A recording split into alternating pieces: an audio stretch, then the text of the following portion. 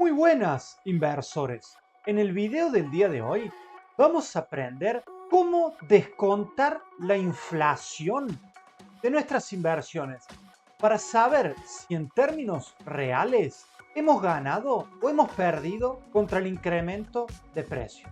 En primer lugar, veamos un concepto fundamental de la matemática financiera o del cálculo financiero, la tasa interna de retorno, el rendimiento que tenemos en una inversión en determinado periodo de tiempo.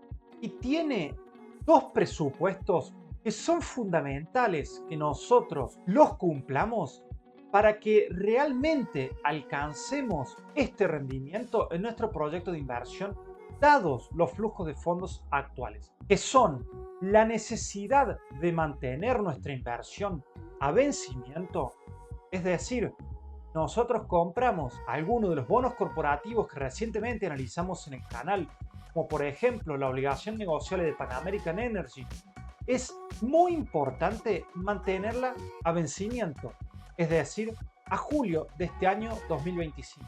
Y el segundo factor sumamente importante es reinvertir esos cupones de renta, de amortización, esos dividendos a la misma TIR.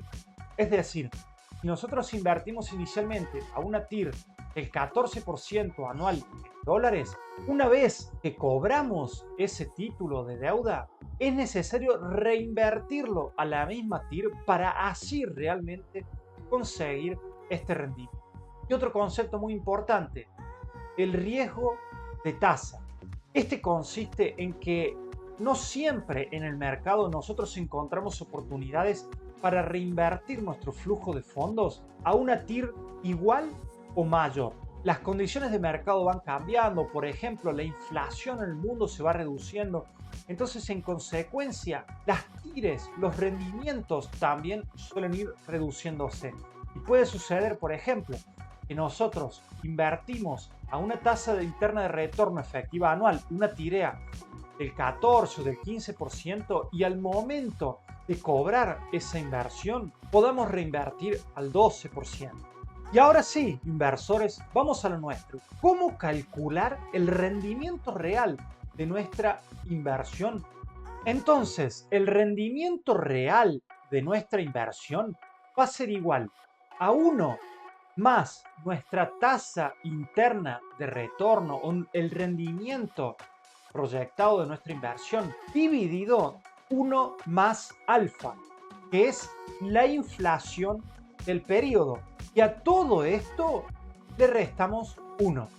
Veámoslo aquí entonces con las tres obligaciones recientemente analizadas en un video anterior. Tenemos la obligación negociable de Pan American Energy. Recordemos que teníamos una tasa interna de retorno efectiva anual del 14,75%. Un rendimiento descontado, este rendimiento mínimo que le exigimos a los instrumentos financieros argentinos, teniendo en cuenta el rendimiento del bono del Tesoro norteamericano a 10 años y el riesgo país, nos quedaba un rendimiento residual del 3,88%. Si a esto le descontamos o le deflactamos la inflación promedio de los Estados Unidos en términos anuales, que es del 2,5%, nos estaría quedando un rendimiento real en dólares al año del 1,35%. Y así podemos tomar la decisión de invertir en este título de deuda de la industria petrolera, ya que realmente vamos a estar ganando dinero con él. Veámoslo, por ejemplo, también con esta obligación negociable de la alianza Generación Mediterránea y Central Térmica General Roca para la generación de energía eléctrica. Tenemos una tasa interna de retorno efectiva anual del 12,08%. Si le descontamos este rendimiento mínimo requerido a los títulos argentinos, nos queda un rendimiento del 1,21% anual en dólares. Y si le descontamos la inflación anual promedio de los Estados Unidos del 2,5%, nos termina quedando un rendimiento real y efectivo de menos 1,26%.